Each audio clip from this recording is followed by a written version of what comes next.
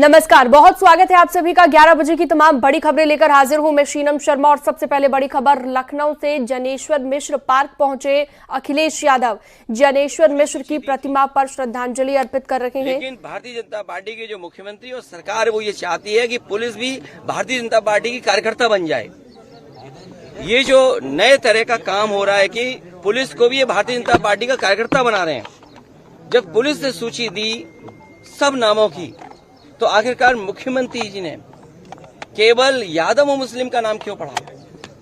और सच्चाई पुलिस भी जानती है कि जिसमें कि यादव का जिसका नाम लिया है, सुनने में आ रहा है कि वो फुटिंग में नहीं था, जो कैमरे की जो तस्वीर है उसमें नहीं है, वो कैमरे में नहीं था, क्योंकि वो चाय पीने गया था और पुलिस को यादव मिल गया, इसलिए उसको जेल भेज दिया। मैं आपके सामने कहना चाहता हूँ, ऐसे लोग जो कानून का उल्लंघन कर रहे हैं और भारतीय जनता पार्टी का कार्यकर्ता बनकर के काम कर रहे हैं, जब कभी भी सरकार आएगी ऐसे अधिकारियों के खिलाफ भी कार्रवाई होगी।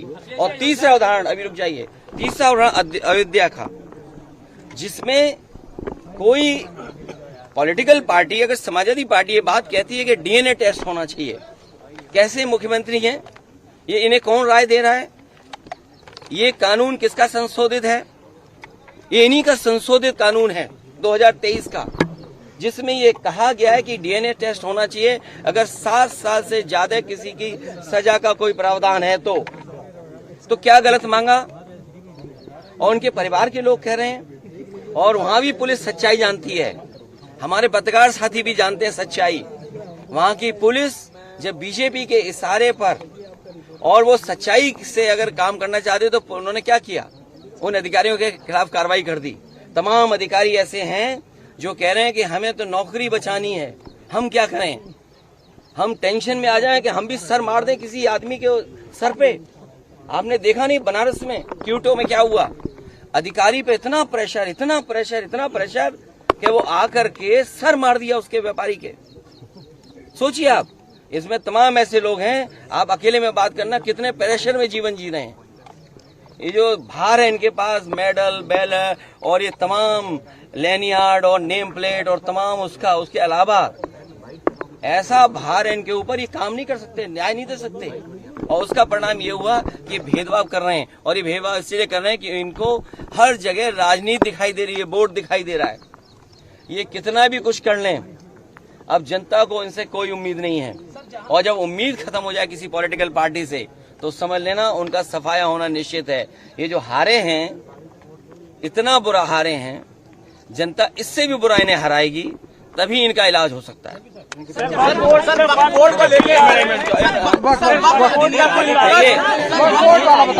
देखिए ये बीजेपी के पास हिंदू, मुस्लिम या मुसलमान भाइयों को कैसे उनके अधिकारों को छीना जाए, उनकी अधिकार जो मिले हैं, जिन्हें आजादी के अधिकार हैं या उनके स्वतंत्र जो अधिकार हैं, उनके अपने धर्म को लेकर के अपनी कामकाज की व्यवस्था को बनाए रखने के लिए। और केवल वक्फ बोर्ड नहीं, हमारे मुख्यमंत्री देखिए कितने समझदार हैं सरकार के। उन्हें उर्दू में ये पता लगा कि नुज़ूल उर्दू शब्द है, उन्हें समझाते रहे अधिकारी के नजूल का मतलब कुछ और है, लेकिन उन्होंने कहा नहीं, नजूल मतलब मुसलमानों की जमीन है ये। सोचो, जो व्यक्ति केवल उर्दू के शब्द नजूल को लेकर के पूरा प्रयागराज खाली करा रहे थे, पूरा गोरखपुर, और गोरखपुर में अपना स्वार्थ है उनका कुछ, या उनके सहयोगी साथियों का स्वार्थ है, उसकी वजह से बताइए उर्दू का शब्द नजूल, तो मुख्यमंत्री जी क्या कानून ले आए? तो ये बात आपको भी समझ में आ रही है, लेकिन हम लोग इसके खिलाफ रहेंगे। इन्होंने पहले एंग्लो इंडियन का छीना था, आपको पता होगा। एंग्लो इंडियंस की लोकसभा में और विधानसभा में एक सीट हुआ करती थी, उनका रिप्रेजेंटेशन था। इन्होंने जनगणना करा ली फर्जी, इन्होंने फर्जी जनगणना कराई, और फर्जी जनगणना करा करके एंग्लो इंडियंस की एक सीट ले ली, छीन ली। अभी सुनने में आ रहा है, एक मंत्री जी चिल्ला रही हैं कि आरक्षण खत्म हो गया। अच्छा, आप खुद सोचिए, सरकार में भी रहेंगे और आरक्षण की भी बात करेंगे, तो जिन्हें आरक्षण की चिंता है, जो पिछड़े, दलित और अल्पसंख्यक आदिवासी भाई बहन हैं, चाहे वो दिल्ली में हो चाहे लखनऊ में है, तुरंत बीजेपी को छोड़ दें, तुरंत छोड़ दें। और ये भाई जाति जनगणना एक स्टूल किट नेता हैं, वो बहुत किट कर रहे हैं, किट। मुझे लगता है उनका ऑफर मुझे खत्म करना पड़ेगा। सुनने में आ रहा है कि जो स्टूल किट मंत्री हैं ये उधार पे बैठे हुए हैं, उन्हें हुक्म मिलता है तो कभी इधर कभी उधर, कभी उधर कभी इधर। कम से कम इन्हें कास्ट सेंसस की बात करनी चाहिए, जाति जनगणना की बात करनी चाहिए, और जो आरक्षण खत्म हो रहा है उसके बारे में बात करना चाहिए। हमारा जो साथी कह रहा है सहारनपुर में जिस तरह की घटना हुई है, पीलीभीत में एक महिला खेत पे गई, उसके साथ गलत घटना हुई।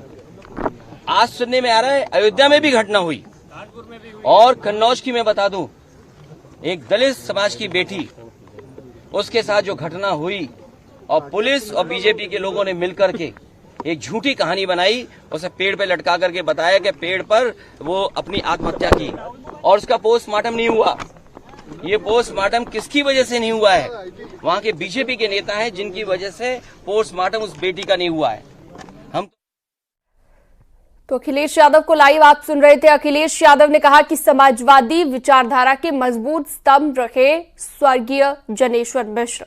आगे बढ़ते हैं और अगली खबर आपको बताते हैं। अयोध्या मामले में बीजेपी प्रतिनिधिमंडल ने बीजेपी नेतृत्व को सौंपी है अपनी रिपोर्ट। बीजेपी के राज्यसभा सांसद बाबूराम निषाद के नेतृत्व में अयोध्या गई 3 सदस्यीय कमेटी ने अपनी फैक्ट फाइंडिंग रिपोर्ट शीर्ष संगठन को सौंपी है। फैक्ट फाइंडिंग रिपोर्ट लगभग 4 पन्नों की है। सपा पर सीधा हमला बोला गया है। लोकल पुलिस की भूमिका पर सवाल के साथ मुआवजा बढ़ाने की बात इस रिपोर्ट में कही गई है। आज शून्यकाल में राज्यसभा सदस्य बाबूराम निषाद इस मुद्दे को सदन में उठाएंगे।